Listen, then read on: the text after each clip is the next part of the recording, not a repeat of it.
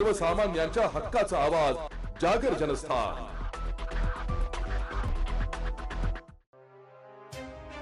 शिरपूर तालुक्यात युरिया खताची तीव्र टंचाई जाणवत असून त्याचा फटका थेट शेतकऱ्यांना बसत आहे।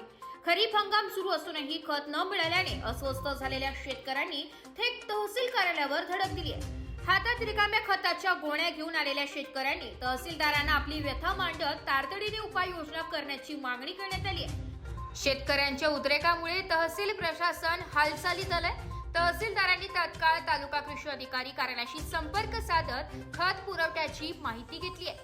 शेतकऱ्यांच्या प्रश्नाची गंभीर दखल घेत तालुक्यात युरिया खताचा पुरवठा लवकरच सुरळीत होईल असे आश्वासन तहसीलदारांनी यावेळी दिले। मात्र जर लवकरात लवकर खत उपलब्ध झाले नाही तर तालुका कृषी कार्यालयावर मोठ्या प्रमाणावर जन आंदोलन छेडण्यात येईल असा इशारा हेमंत पाटीलसह शेतकऱ्यांनी यावेळी दिलाय। आंदोलनादरम्यान तालुक्यातील विविध भागातून आलेले शेतकरी मोठ्या संख्येने उपस्थित होते।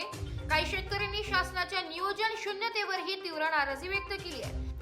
तालुक्यात वेळेवर पेरण्या झाल्या असल्या तरी खत न मिळाल्यास उगवलेल्या पिकांचे नुकसान होण्याची भीती व्यक्त केली जाते। त्यामुळे प्रशासनाने त्वरेने योग्य पावले उचलावी अशी मागणी सर्वत्र होत आहे।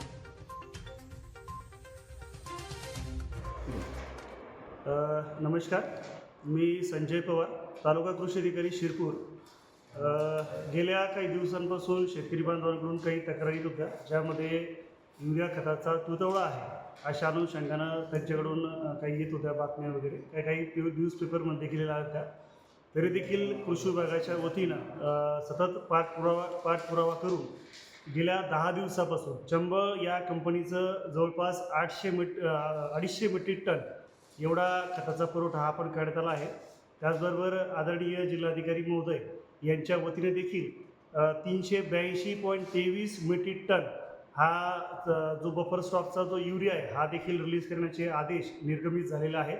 ते शिरपूर तालुक्यातील 11 जे स्टॉक होल्डर आहेत यांच्या माध्यमातून शिरपूर तालुक्यातील अतिशय वाड्या वस्तीवरच्या गावांपर्यंत जी कृषी सेवा केंद्र आहे यापर्यंत देण्याबाबतचा हा आदेश आहे। त्यामुळे लवकरच म्हणजे या 1-2 दिवसातच सर्व वितरकांकडं युरिया हा खत उपलब्ध होईल। तरी माझी शेतकरी बांधवांना विनंती असेल की कृपया आपण युरिया खताचा वापर करताना आपण अतिशय जितका रास्त लागत असेल तितकाच वापर करावा, अतिरिक्त साठा कृपया आपण करून ठेवू नये। आणि ज्या ठिकाणी आपला जर कुठल्या कृषी सेवा केंद्राबद्दल तक्रार असेल तर त्या स्वरूपात आमच्या कार्यालयास आपण लेखी तक्रार द्यावी, जेणेकरून आम्हाला त्या संबंधित दुकानदारावरती त्याची शहानिशा करून त्याच्यावरती कडक अशी कारवाई करणं आम्हाला सोयीचं होईल। तरी कृपया सर्व शेतकरी बांधवांना विनंती की तालुका कृषी कार्यालयास आपण सर्वांनी सहकार्य करावं। गेल्या 15-20 दिवसापासून तालुक्यातील शेतकऱ्यांकडून खूप तक्रारी येत होत्या की आम्हाला खत विक्री दुकानांवर खतं मिळत नाही, विशेषतः युरिया मिळत नाही।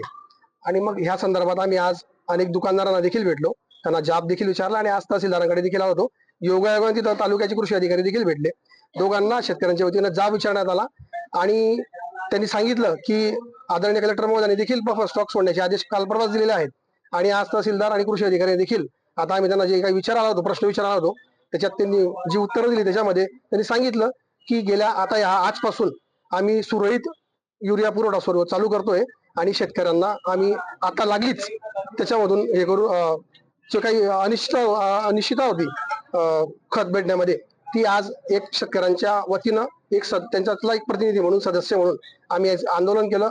खाली थैल्या घेऊन आलो होतो युरियाच्या आणि भरतील कधी याच्यामध्ये युरिया किंवा तत्सम खतं भेटतील कधी, तर आज तहसीलदारांशी एक व्यापक चर्चा झाली आणि त्याच्यात कृषी अधिकारी असतील तहसीलदार यांनी आम्हाला आश्वस्त केले की आम्ही आत्ताच या मिनिटापासून आम्ही तत्काळ याच्याने आम्ही आज हे खत वाटप सुरू करत आहोत।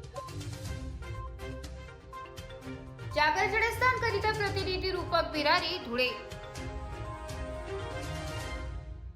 नाशिककरांसाठी जाहीर आवाहन। पावसाळ्यात अतिसार, गॅस्ट्रो, कॉलरा यांसारखे दूषित पाण्यामुळे होणारे आजार होऊ नयेत म्हणून उघड्यावरील अन्न पदार्थ व कापलेली फळे खाऊ नका। पिण्याचे पाणी गाळून 10 मिनिटे उकळून प्या। जेवणापूर्वी व बाळास भरवण्यापूर्वी हात स्वच्छ धुवा। ताक, शहाळ्याचे पाणी, डाळीचे पाणी भरपूर प्रमाणात प्या आणि ताज्या अन्न पदार्थांचे सेवन करा। रोगाची लागण झाल्यास त्वरित डॉक्टरांचा सल्ला घ्या। स्वच्छता पाळा, रोग टाळा। सार्वजनिक आरोग्य विभाग, मनपा नाशिक द्वारे जनहितार्थ प्रसारित।